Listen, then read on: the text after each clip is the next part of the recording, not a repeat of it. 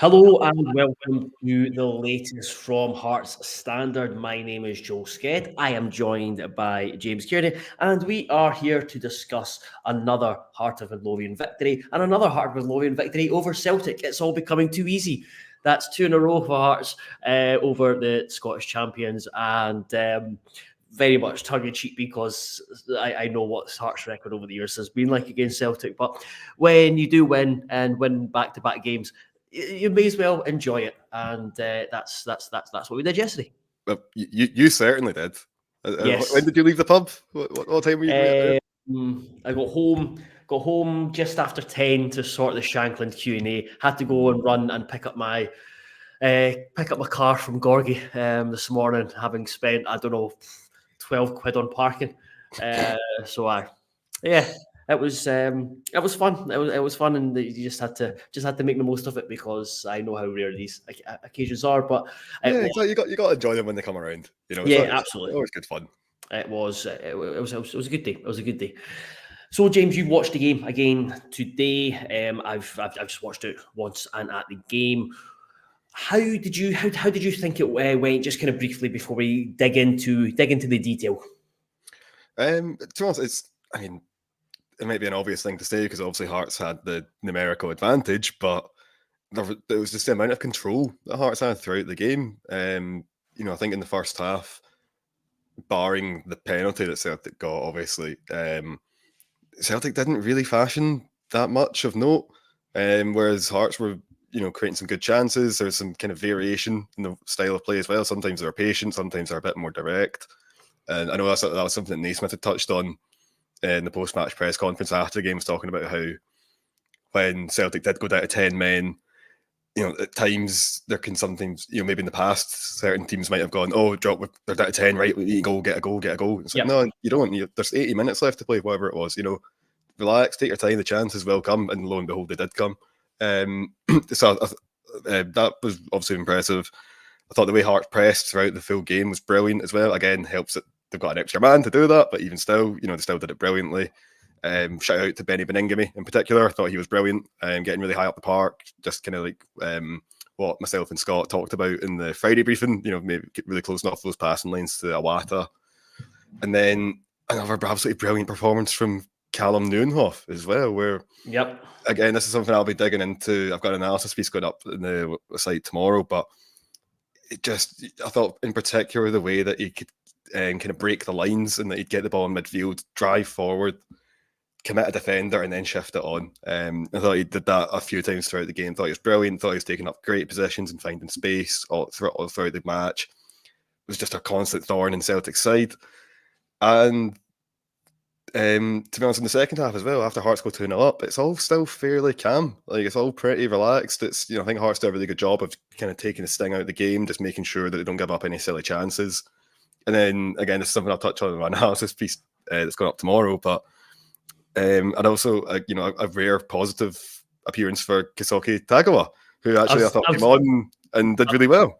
Yeah, because I was going to ask you, because I seen Danielle ask in the chat. I've officially given up on Tagawa. I'm so confident he would score.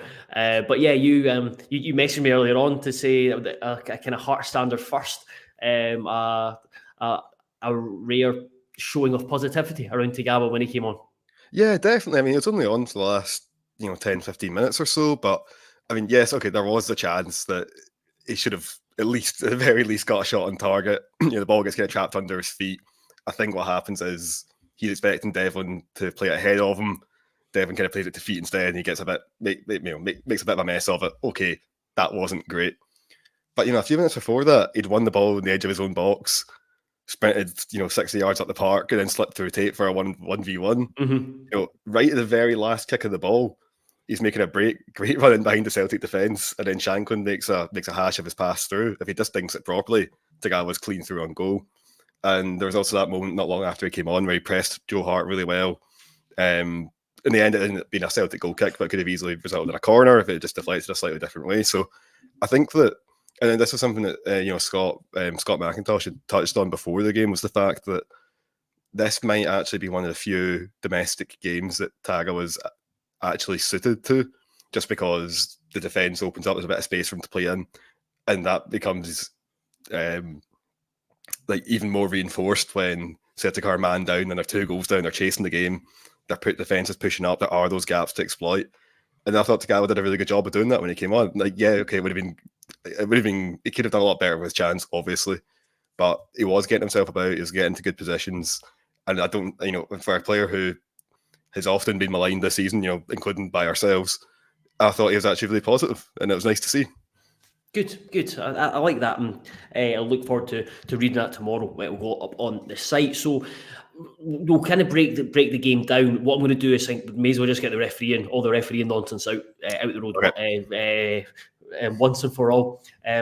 Let's go with before the 3 big decisions. Obviously, are the Celtic penalty for Alex Cochrane's judge foul on Yang, then Yang for his red card or his high challenge on Cochrane, and then Iwata's handball, penalised for handball following the intervention of VAR. So out of the 3, I can see why all 3 were given.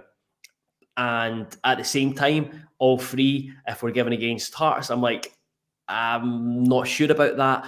And then off the 3, I think the most egregious was the handball. Yes, I think it's by the letter of the law, it's a handball, but the issue is with the rules, rather maybe the interpretation of them.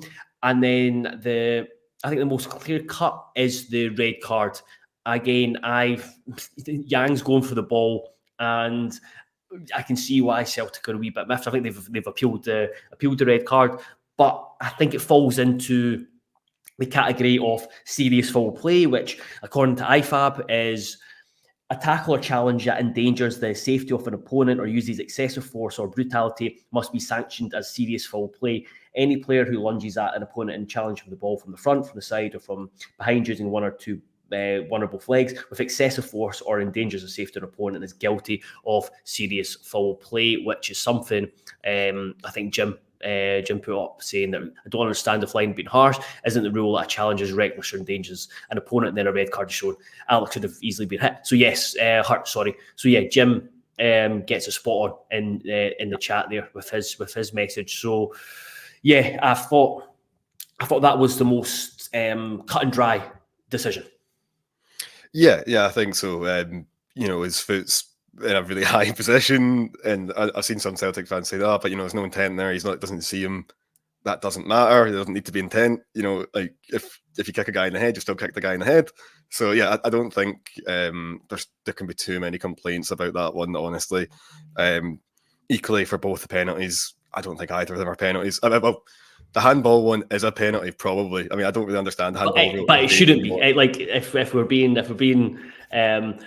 to move football forward and make it better, the handball rule is something that needs to be looked at, and that's just not a Scottish problem. However, it was interesting to listen to Dermot Gallagher. He was saying that one thing he gives Scottish referees credit for is that they've been very, very consistent with their kind of use of the handball rule and the fact that they will penalise everyone.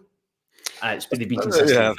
I think that's probably the only time I've ever heard Scottish football referees being described as consistent. But but yeah, I mean, we've seen throughout the season there's been loads of these penalties given. Again, if it's up to me, I would like them not to be penalties, but sadly, it's not up to me. Under the current rules, under the laws, that is a penalty. So you can't really complain too much about it. And then from a Hearts perspective, obviously the penalty that Cochrane gave away as well. I mean, I don't know. Again, in real time, you can understand why it's initially given, but you watch it back and it's quite clear that Yang cuts across him and gets his foot in the way first. Again, very soft, very, very soft. But again, these things happen. They do. But I would argue that the red card was the right decision, and the 2 penalties. The Hearts one's definitely a stronger case, but I mean they're both pretty soft and a bit, aren't they? I'd say they cancel each other out personally, but maybe that's just me. Well, it's fine because Hearts won in the end, so we'll leave the refereeing decisions there and look at the game. So when the team was announced, what did you make of it? Because there was, and this was something that Naismith and Shankland spoke about afterwards. There was at one point leading into the game where Shankland might have not started. I think there was an issue with his with his hammy, and it was kind of touch and go, or 50-50. I think Naismith said was for him to start. Then obviously you had the news that Frankie Kent is going to be out for a couple of weeks again, a massive blow. But you predicted in the end, you predicted this the starting 11. Yeah, no, I did. I got it right for once, which is a nice change. The only one I was kind of slithering it over whether or not it'd be George Grant or Aidan Denham. I was just basically thinking of Aidan Denham's performance at Parkhead, where he was excellent that day. Obviously, he did come on in the last 10 minutes or so anyway, but I was pretty happy with the team sheet, to be honest, when I saw it. I think the back three for, again, games against Celtic and Rangers in particular, that does matter and it really does help. So I think that to an extent, Naismith's hands were tied, and that, well, there only were three centre halves that could play anyway, so that's it, you know. I mean, there was that moment, of course, like kind of midway through the first half, maybe, when it was clear Kingsley had taken a knock. There was one point he tried to kind of do one of his big crossfield balls, and it just didn't work horribly. It came off horribly, and you could see him kind of clutching his leg, and you go, oh God, because I remember turning to you at that point and going, can Cochrane play centre back? Just because it's like, well, you know, there's literally no one else here, you know, like we're really down to our bare bones. So I think, you know, it was a really solid performance. So I think from the whole defence in general, again, when you look at it, you know, Kent's probably been the most consistent, certainly the most consistent defender Hearts have had this season, maybe the most consistent player, to be honest. He's been absolutely brilliant. And obviously Halkett's missing as well. So it did have a bit of a look of a patchwork defence, particularly when you consider Rose didn't look great in the derby, didn't look great against Rangers. Civic hasn't played in a couple of months or something. You know, it's been a wee while for him. You know, Kingsley playing in the kind of central role for most of the game as well, where that's not normally where he plays. He's normally on one of the sides, and yet it all came together. It worked brilliantly. I thought Civic was absolutely outstanding from start to finish. You know, really encouraging to see that from him, especially when he's just coming in at the cold. And okay, yes, again, the extra man makes a difference. Of course, it does. Like, you'd be silly, it'd be churlish to not to recognise that. But at the same time, Hearts did everything they possibly could. You know, in terms of the back line, I thought they managed the game really, really well.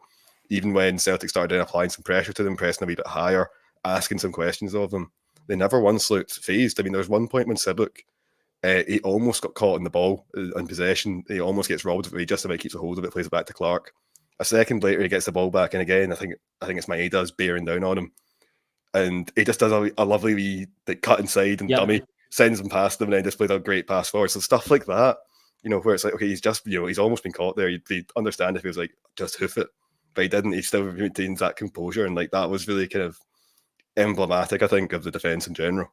I've kind of been swaying, so I'm just going to turn them all light. It's getting dark. I've been swaying from kind of one to the other in terms of who I was most impressed by. I think you can make an argument for all of them. Like, I've not got my mouse working here. Like Jim says, Civic looked like he hadn't missed a game, and that's how I felt with Civic. He's played 2 games this year. He started against Livingston on the 2nd of January, I think, and then he got thrown in against Dundee. That was when he partnered Frankie Kent in defence. I think Rowles was obviously the Asian Cup, and Kingsley, I don't think he was. Him and Halkett had an illness. I think Halkett made the bench. So for Civic to go in there in an area behind Limbakisa, who he's not, I think maybe played once with, or once at most, and playing up against someone like Maeda, who is not going to give you a minute's piece. He did really, really well, and I think he really can be really pleased with his performance. And I believe he's just recently had a child as well, so a new father. I'm guessing he's had a number of sleepless nights. Then you look at Kingsley. I wrote in the build up to the game in terms of what Hearts miss when Kent's not there. He's been so important, but he's a leader. I think the big thing with him is, yes, he wins his aerial battles. Yes, he's a no-nonsense defender, but he's a leader at the back line, and you want one of them to step up. It's something that no one really did when Halkett was out injured last year. But I think Kingsley's got that with got the film. He's got the experience, and he was brilliant. He was really, really solid. He mopped up everything. And when you factor in, he was carrying a knock for so long, really, really impressive. But it was probably out of the 3. Rowles for me was probably the best, and he answered a lot of questions where in his Hearts career so far, the one doubt about him is his physicality. Can he Yeah. handle the Scottish football, that the physical side of the game? And we saw at Rangers where he was hooked at half time. He really struggled with Dessers. Dessers rolled him a few times, and it was a really difficult afternoon. Against Adam Idah, who is a big striker, he was really assertive. He was really aggressive, and every time that Idah got the ball, he wanted to go and engage and be really physical with him. He would tackle, he would intercept, he would get his foot round and win the ball. So yeah, as a collective, they were brilliant. But individually, I think they can all be pleased with the performances they put in. No, definitely. And just one thing on Rose as well that I'll just quickly chuck in is just that when you look at the kind of the stats from the whole game, combined tackles and interceptions, Rose had 5. Mm-hmm. After that, Beningame had 2. No other Hearts player had more than 1. You know, in the Celtic side of things, like one player had 3, a couple had 2, then the rest were 1. So again, it just shows you defensively he was asked a lot. You know, I think that a lot of Celtic's attacks did kind of go down that wing and down that side, but again, he stood up to it absolutely perfectly. You know, he was really, like you say, that really solid, commanding, and reliable presence at the back, and that's what he's not always been. But you know, he kind of comes and goes. He blows a bit hot and cold in that regard. But certainly on Sunday, that was definitely kind of Rose at his best, I think. We've used the caveat that Hearts were playing against 10 men for what was like 75 minutes or so. But I think it's important to look at the way the team started the game. It's been a lot being said about starting quickly. Hearts have not done it all that often this season. But yes, Zander Clark had to save a penalty. But for the first, until the red card, I thought Hearts were really, really good and really assertive, and they started on the front foot. And you mentioned that I think you wrote about it in the analysis yesterday, and we spoke about it at the game. The crowd reacted to it. So it was a relatively subdued atmosphere to begin with, and then straight away the crowd responded to the team. It helped that Don Robertson made a couple of questionable calls. One that sticks in my mind was Maeda seemed to foul Lembikisa in the final third quite early on. He didn't give it, and then that just kind of got the backs up of the Hearts fans, and which is good. I think sometimes a decision not going the Hearts fans the Hearts way is good for the atmosphere, because it feeds into that feeling of injustice. So it gets Hearts fans more engaged, and it really helped the atmosphere. And I think both responded off one another, the team and the fans, and just playing with a real intent and positivity and real energy and intensity. No, absolutely. You know, and like you say, it's something that I think there's been quite a few times this season where Naismith said in his pre-match press conference, "All right, that's what we need to do. We need to start strong. You know, really hit them on the front. You know, start off going fast and really hit them from the get-go." And let's be honest, it rarely happens. Yeah, but that was a case of it on Sunday, though. Like, yesterday, when Hearts were aggressive straight from the get-go, they were committing men forward. And I think most crucially, apart from that, though, like you say, yeah, the referee decisions, things like that helps get the crowd a bit angrier, gets them a bit more involved, gets them a bit more irate, great stuff. But it was also what was happening down in the park as well, because you saw, I think there was in the first 10 minutes of the game, so this is before Celtic had their penalty, obviously before they go down to 10 men. Hearts won the ball back within 40 yards of Celtic goals, I think it's 3 or 4 times, by pressing cleverly, forcing Celtic to go back to Joe Hart, and then forcing him into making a stupid pass, which he did a few times, where he'd just be hitting like a low ball, like not hoofing it forward, but just a low ball, maybe 30, 40 yards kind of in a central area where Cochrane or Beningame or Sibic was just waiting to win it straight back. Stuff like that just really helps, because it just shows immediately that that's whatever Celtic are trying to do, it's not working at the moment. Hearts have got the upper hand, and it just shows you that no, this is a battle, this is a game, this is a contest that Hearts can absolutely win. So I think that, I mean, there weren't many exactly clear-cut chances, you wouldn't say, but there was some good play around the edge of the box, around the edge of Celtic's box early on. And again, it was the pressing that was leading from the front. I mean, I know that both of us were pretty impressed with Beningame yesterday, and you know, he was absolutely central to that. I mean, obviously, in his position, he's number 6. He sits at the base of the midfield, but when Celtic were trying to build out from the back, he'd push right forward on Iwata. So it meant that he'd be ahead of like Grant and Nieuwenhof, and obviously Cochrane and Lembikisa were pushing up as well. It meant that basically Celtic, because they're determined to put it from the back, they're determined to pass it around for you, but then launch it forward.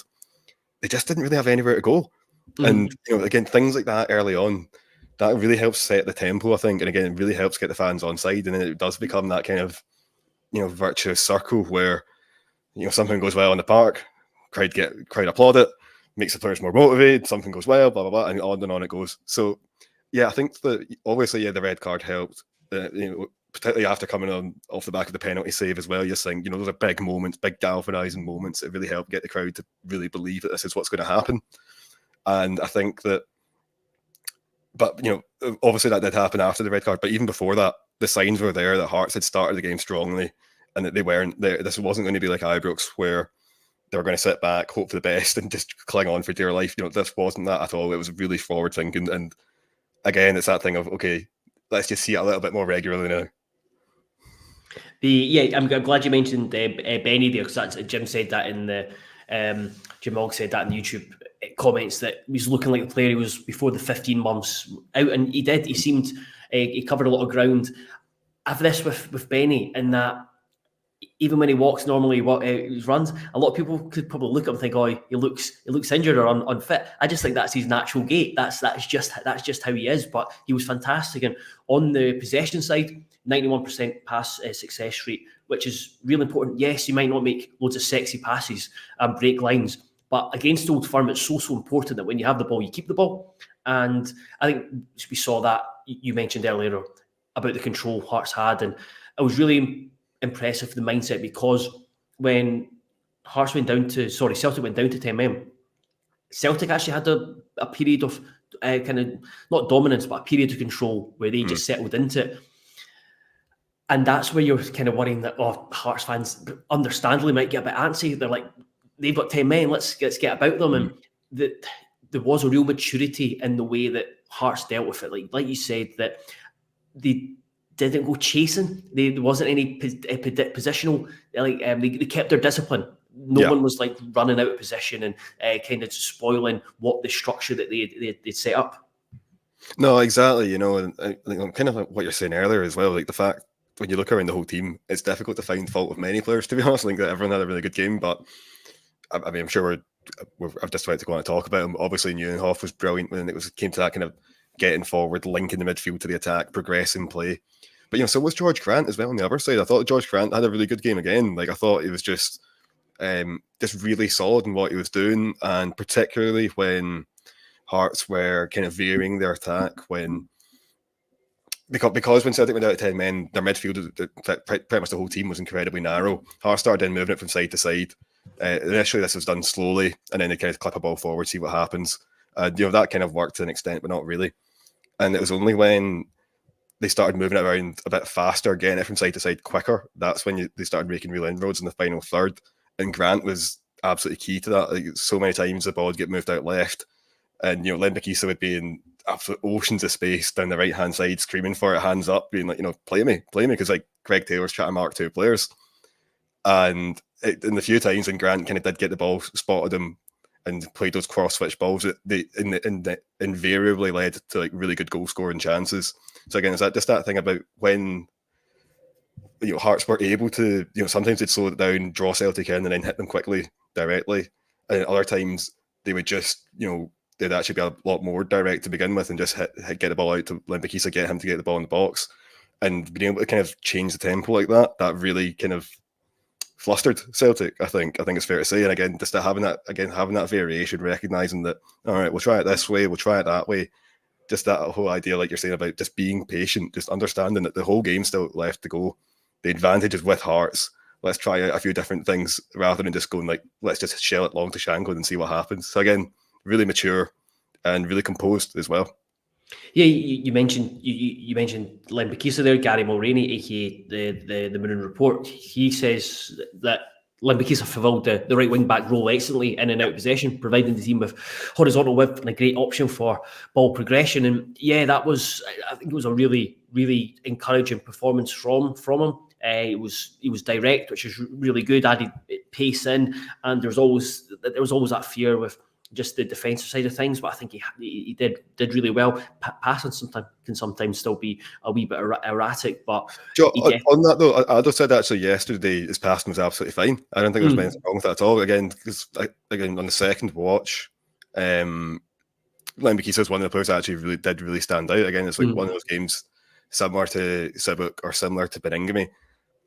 I don't really think he did anything wrong. I think he did everything right, just about, and like you say, yeah, he can sometimes be careless in his passing, but on this occasion, I don't think he was really. And whenever he got the ball in good positions, kind of out wide in the final third, he was really good at beating his man and getting his ball in, or failing that, beating his man and winning a corner. So again, I thought he was another standout performer. Again, he's a player who at times we would give him a hard time because he's not always the safest pair of hands in possession, but certainly against Celtic, I don't think he'd have many complaints at all. Yeah, it was really, really, really encouraging, considering he's had a couple of his previous games have been not the greatest. So then Atkinson came in and he wasn't his best against Hibs, and then Rangers he was just really, really poor. There was no beating about the bush there. The second goal, so obviously we had the goal that was chalked off. Thought Hearts had gone ahead 2-0 in the first half when they countered really, really well, and was that the one from Benny winning the ball back, and then the counter through Forrest, and I think everyone was like playing Shankland, and then he finally played the Shankland. It was a beautiful finish from Shankland. It was just so composed. It was almost like a kind of training ground finish, and then. There was like, there's not going to be any doubt about that goal, and then you see it was offside with some unusually drawn lines, but I know how they do it, so I'm not going to be any conspiracy theorist here. Yeah, I'll take their word for it. That it was made up. Like I'm sure, if it's offside, fine, it's offside. Yeah, it's all calibrated by. Yeah, certainly. Alan Forrester was launched Shankland a pint then. Anyway, he should have played it to him earlier. But the goal, the second goal that finally did come, Shankland, the Hoff was involved again. We'll come on. We'll probably leave the Hoff until to last to talk about him and his transformation. But he prodded it towards Shankland, and now I thought when Shankland scored, I just thought it was a typical Shankland finish where it was coming towards his right foot, and he can just sweep it in the far corner.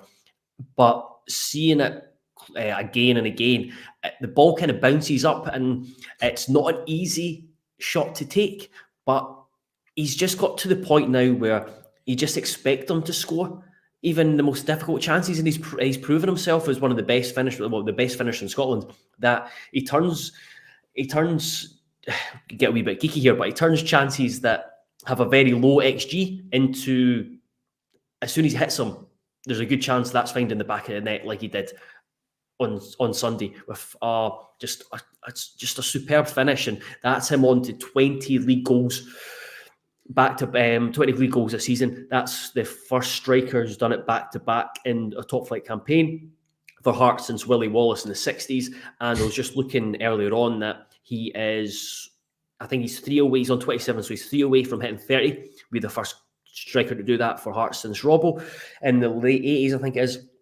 But he's 5 goals away from, if he hits 32 this season, it will be the biggest, the most goals scored in a single season by a Hearts striker since Jimmy Wardhog back in the 1950s. So we really are seeing a generational talent. Yeah, that's the only way to describe it, to be honest. Yeah, he's one of these ones of the generation players that pops up every 15, 20 years, and it's one of these guys that people are talking about for decades and decades to come. The only thing I think that could really enhance or cement his legacy at this point would maybe be a Scottish Cup win in May, maybe. Scottish Cup win in May, and then signing a contract. Yeah, that'd be lovely. Yeah, Hearts legend as soon as he signs a contract. We'll see about that. But it was good. He did the press. He did the press afterwards, and he was very, very good in terms of what he was speaking about. Obviously, he got asked about the bottle opener. He said he thought it was a vape. Just he kind of laughed it off. But he said one of his things was, "I'm not want to cry about it." Then he was asked about the Scotland team and getting in the squad. And if he'd heard from Steve Clarke, he was like, I'm not mates with Steve Clarke. I don't text him all the time. But again, that's a big thing. I think that's something we'll come on to talk about in the next couple of weeks when it gets round to the international break, or when the Scotland team's announced regarding Shankland and he's standing within it. Something I had a chat in the pub with a few mates last night about where he is in the standing for Scotland strikers. But then there's stuff around the Joe Hart incident where we can see that Joe Hart was calling him a shite bag, and then there was a couple other Celtic players saying he was bottling it. And again, just laughs it off, so open and honest. It's like, fine, I'll just score later on. Because I think that over the last kind of between the Derby and then the Sunday as well, the word that really comes to mind when thinking about Shankland over those couple of games is gallus. Yes. I think of, obviously, before he hits the penalty against Hibs, where everyone's chucking stuff at him, he's dodging stuff, he scores his goal, celebrates right in front of the fans anyway, catches the pie, eats it. And, that's the kind of, that kind of cockiness, just like, not like a, not undeserved by any stretch. Obviously he's a great player in fantastic form, but just that way, he's just confident, he's just happy, he doesn't let things like that bother him. He's like that on the park, and he's like that in the press conferences as well. When you start asking him about it, he's really quite a charismatic guy. But as I say, it's just the word that really jumps to mind is gallus. Just a gallus man. Yeah, absolutely. And he just seems to just have absolute little stress when he's playing. He's like unfazed. He's never phased. Yeah. And it's probably helped that just his career trajectory, where he's just like everything since dropping away from Aberdeen down into League One, that everything's like a bonus that comes up to him. And I think very much captain material. I think it said a lot that when he played against Airdrie with Gordon, he kept the captain's armband. Just think he's standing within the squad. How basically Naismith saying you're the man, which is his incredible goal scoring record. And the fact that I think if the sports scientist team had their way, he probably wouldn't have started on Sunday. However, he, as Naismith said, he was adamant he wanted to play. He said it was a discussion between him and the sports scientist. He wanted to play, and I mean I think it just kind of speaks volumes of just his of just him and his character. No, absolutely. Because he said that as well, that he wasn't feeling particularly great going into the Derby either, but again, he wants to play these games. And it's probably that thing of, I suppose, over the last week or so, because also it's been Rangers, then Hibs, then Celtic. I suspect that any Hearts players that were carrying a little niggle might have kept it to themselves that week. Just been, oh no, of course I'm fine to play Gaffer. Of course I suspect the treatment table was surprisingly empty. But again, it shows you that that determination he's got. And I mean, you're right, it's about his leadership qualities. I mean, again, watching the game back, and this is something I was watching, bearing in mind something that Naismith had said after the game, and was that Shankland was like kind of organising and leading and dictating Hearts' pressing as well from the front. You could notice it. There was times where he would start running, and then everyone else goes, "Oh right, okay, time to go." There's times where he'd stand off, and everyone goes, "All right, time to stand off," and you can see him like individually pointing at players, shouting at them, issuing instructions. And again, just having something like that where, his intelligence, his ability to kind of understand the game and read it is absolutely brilliant. So it makes perfect sense having something like that. And to be honest, there's probably a little bit of Naismith there's probably a bit of Naismith seeing a little bit of himself in Shankland in that sense as well. And that, Naismith was a clever attacker, and he must have captained Hearts, right? For a spell. Yeah. I mean, he's just quite, I think, in terms of the way they kind of read the game and see the game and kind of organise, I think there's definitely some similarities there.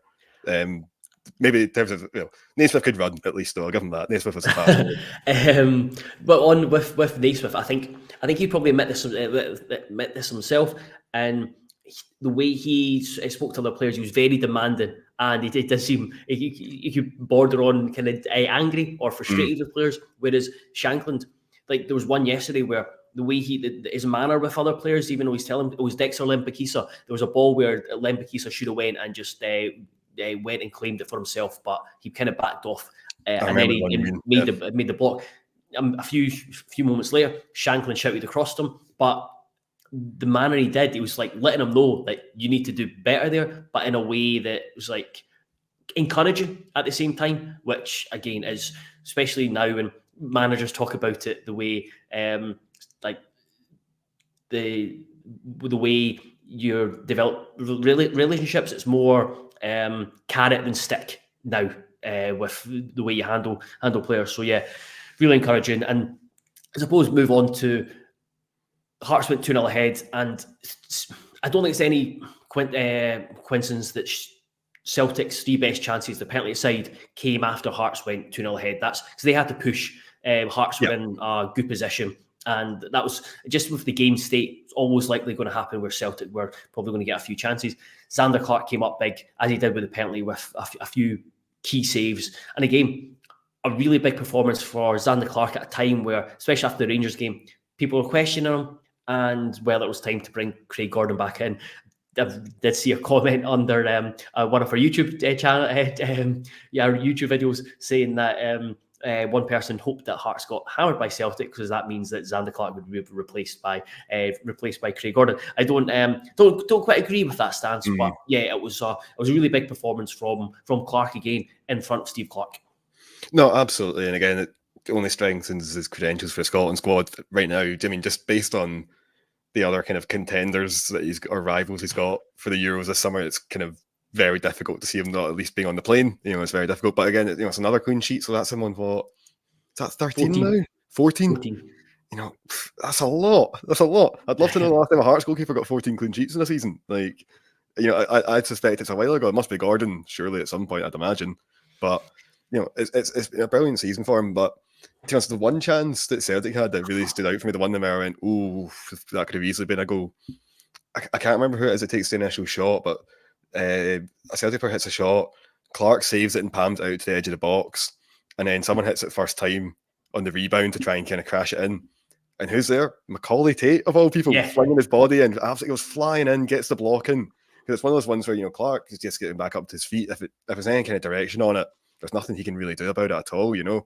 Then the Tate comes in, gets that block in, and that was probably, looking back at it, I was like, that was Celtic's best chance of the game. And that was maybe about, I don't know, maybe 15 minutes or so left to go. And you think if they get a goal there at that point, then all of a sudden it can be a pretty cagey, nervy end to the match. But again, I think again, it's one of those games similar to the 2-0 win at Parkhead, where it does feel as if you could go through basically the entire team and pick people out, single people out, and go, he had a brilliant game. Because basically everyone did. It's fantastic. Yeah. And I think Jim asked a really good question here. Do you think Zander would get more love from the support if we didn't have arguably our best goalkeeper in history on the bench? I do think that comes into it. You look at Craig Gordon, Hearts legend, one of the all-time greats. But I would have Clark, and certainly over the last couple of decades, like the tier below, like alongside guys like Marion Kello. I think he is a guy who is just a reliable presence. In terms of a number 2 when he came in, it's turned out to be fantastic business for that. He's got areas of his game where I think needs improved. I think he could probably be more commanding, and then he just decision making off his line, I think sometimes lets him down. But he's reliable and he makes the saves that you have to make as a goalkeeper. And you go back to, he's a good shot stopper, and I always thought that was a rubbish cliche. He's a goalkeeper, of course he's a good shot stopper. And then Joe Pereira came along and completely changed my whole view on that. So yeah, it's really, I think he deserves so much credit for his consistency, certainly the last couple of months, and how he's filled in for Craig Gordon, and how he's still kept the number 1 spot despite the pressure. It'll be hard because he'll know that fans, and understandably, want to see Craig Gordon because he's because of what he's been through and the fact that his age, and you want him to get back in and play as many games as possible. But yeah, it's there's worse spots to be in than having to pick between 2 very good goalkeepers, 2 Scotland internationals. Exactly. I don't think Naismith's too upset about it all. Particularly when whenever you hear him speak about it, he's always talking about the fact that Clark and Gordon are both very understanding of the situation. They both understand that they've both got a very good right to play. They've both got a very good chance to play, and it does look as if there will be some rotation between now and the end of the season. For instance, I think I know Monday's still a wee while away yet, but you imagine Craig Gordon's probably back in goals for that one. That seems to be the pattern here. Mm-hmm. But yeah, no, I think that's the thing about particularly Zander Clark yesterday. I think you kind of hit the nail on the head. Is that looking back at it, I don't think there's any saves, even including the penalty, where you go, "Oh wow, that was a wonderful save." How's he managed to stop that? It was more just good, solid saves from stuff that that you'd expect a good goalkeeper to probably stop, and that's exactly what he is. Right, the time is now. Stephen mentioned it earlier on. The high press, especially Cochrane and the Hoff, was a beautiful sight. Hunting in the packs, forced them to go long. Superb managing from Naismith, either our numerical advantage. Callum Nieuwenhof, what a transformation! I mean, it's incredible. I think I've seen someone comparing the 2023 Hoff to the 2024 Hoff, but it's just it seems to have just something's just clicked. Because it wasn't that a few weeks ago where you floated ideas like, I'll write about Callum Nieuwenhof and kind of just dig into why Naismith likes him so much and what he brings to the Hearts midfield, and he's just been so consistent. I don't know if it's hopefully getting to chat with Naismith this week about him, but I don't know if it's just getting used to the league, if they've been something they've been working on in training, but he just seems to be so much more assertive in terms of when he sees a loose ball, he's getting to it. When there's a 50-50, he's in there. He just, it's almost like he's felt his way into the league and just almost realised, oh, this is what Scottish football is. I can do this. And I look at him now and think, Cammy Devlin can't get back in that team ahead of him, because Nieuwenhof does what Cammy Devlin does in terms of covers the ground, gets stuck in, wins the ball. But I think he's a better player with the ball. Yeah, no, I think that's definitely fair. Again, I do think that at times people overstate that, like saying how bad Devlin is, but I think he's better than a lot of people give him credit for. Oh, absolutely. But at the same time, Nieuwenhof, yeah, I think he's more of a footballer. If you catch my drift, I mean, he can play football. He is more technical. I don't think there's much getting away from that. I mean, there's that chance he had I think it was in the first half when the ball broke to the edge of the box and he kind of took it up on the volley. Basically, kind of dinged over the centre point, had a goal from 25 yards from there. I was like, oh yeah, brilliant, Joe. He scored a few belters recently. Why not have a go? It's nice to see that confidence. But you're right. I mean, it's just the turnaround. I mean, it's just been remarkable. I mean, like you say, it wasn't that long ago. Pretty much every game we'd be watching it, scratching our heads and going, I don't really get it. I don't know what's his thing. What is it that he's given to this team here? And now you look at it and you go, oh, hey, everything. It's everything. He's absolutely everything. Like we said, his role in the way that Hearts pressed Celtic yesterday was absolutely vital. It was brilliant. But to be honest, is his work on the ball that really, really impressed me, because we talk a lot, or certainly have talked a lot this season, about the lack of that kind of ball carrying, line breaking midfielder. The Colin Cameron, the Paul Hartley type, where he's going to get the ball, drive forward, release it. And we saw that time and time again with Nieuwenhof yesterday. I mean, there was, I think, there's a couple of chances early on that come just from Nieuwenhof getting the ball in midfield, either by intercepting it or by getting the ball past him, and he immediately just charges forward, gets it from maybe 10 yards beyond the halfway line to the edge of the box, then draws a man, shifts it on. Even the corners as well, when Hearts were taking short corners, presumably just because of the numerical advantage, he was getting in so many brilliant positions. I mean, he had that chance when he got slipped through, and then he's kind of a narrow angle, tries to play across to Shankland. It's like, maybe have a go. I mean, watching it back on telly, it was a fairly narrow angle. Maybe it wasn't right to do, but it's just like his awareness, though, because it's basically that Celtic had their entire team back in the box defending, so he just took up a really deep position, maybe 30 yards, 40 yards at the park, and then after the short pass was first played at the corner, he's just sprinting into the box. So it's like, well, if anyone passes in the ball, no one can stop him. And then it's a great pass from Lembikisa in that instance as well, just to slip him in. But that happened a few times around about set pieces and things like that. Absolutely crucial. And then as well for the second goal, I mean, that's all Nieuwenhof, as far as I'm concerned, because I mean the Hearts do a really good job of baiting the press. Basically, they work the ball around, they slowly work it back, draw Celtic in, goes back to Zander Clark, he hoofs it up to Nieuwenhof, who's I think he's maybe five yards in the Celtic half. He's just onside, which shows you how much Celtic are pushing up at that point. He wins the header initially to get it down to Shankland. Obviously, then he carries it into the box. Okay, the assist, there's maybe a slight touch of fortune about it. I don't think that's exactly what he had planned. But, fair play, if he's lost his balance or whatever it is, he still managed to roll the ball into Shankland's path. And as we all know, when you do that, you're probably going to get a goal. So, yeah, I just thought he was absolutely fantastic again. Again, his ability to kind of pick up the ball in midfield, drive forward, and really, basically just asking questions of Celtic. That's what impressed me most. But like we've been saying for the last couple of months now, it was a real all-action display, and it's just wonderful just watching him go from strength to strength. Again, he's making, what was it I gave him again for the 6? It was a 6 out of 10 I gave him for the signings thing. Yeah, that's looking worse and worse by the day. Even my 7's looking terrible. Even my 7's looking like a right muppet. So more power to him. More power to him. Right, we've been talking for 45 minutes, and apologies, but again, it's beat Celtic, and it was a good game. So, with lots of individual and collective good performances as well. So, kind of just to finish up, do want to mention the Macaulay Tate and his tackle on Alistair Johnson and the wee bit of Rami at the end. So it's always fun to see when, so especially when your team is winning. And I noticed Stephen here looking ahead. How excited we're all for getting smashed and jumping about the terrace at Morton. Well, I hope you've got the Tuesday off, Stephen. That's all I will say to that. But yeah, it's put Hearts in a much better position.